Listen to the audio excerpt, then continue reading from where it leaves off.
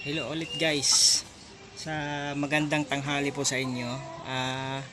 Sa araw na po ito ay naka-off duty si Mr. Dicer ngayong araw. So, meron nag-order sa atin guys ng dalawang sisiw na pabo. So, yung may-ari nito is tagaharo siya. So, dadalhin natin to ngayon sa araw. Ito yung order niya. So,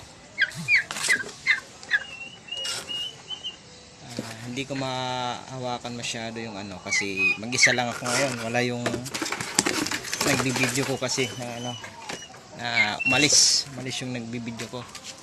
So ngayon guys, solo tayo nga alis. Dalhin natin to ng haro, 2 piraso yung kinuha niya. So sa mga nagsuporta sa akin, tsaka nag-share, nagko-comment, at saka nag-subscribe, maraming salamat po sa inyo. At saka sana patuloy po kayong suporta sa akin.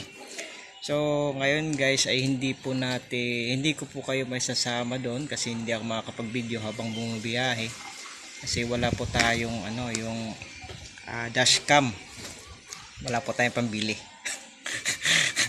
Wala pa. Kaya ngayon solo akong bibiyahe ngayon. Dali natin to ng haro. Mga taga-haro. Kaway kayo dyan. Buhay kayo. So yun guys. Maiksi lang muna yung video na gagawin ko.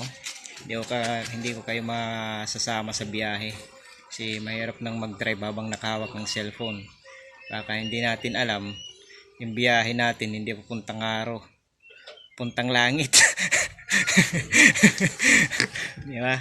Kaya sa susunod na lang sasama ko kayo doon. Pero mag-upload ako ng short video doon. Hindi naman pwede tayo mag-live doon kasi wala namang signal. Mahirap kasi signal doon. Kasi bundok. So yun guys. Abangan nyo yung susunod na video ko. Maraming salamat.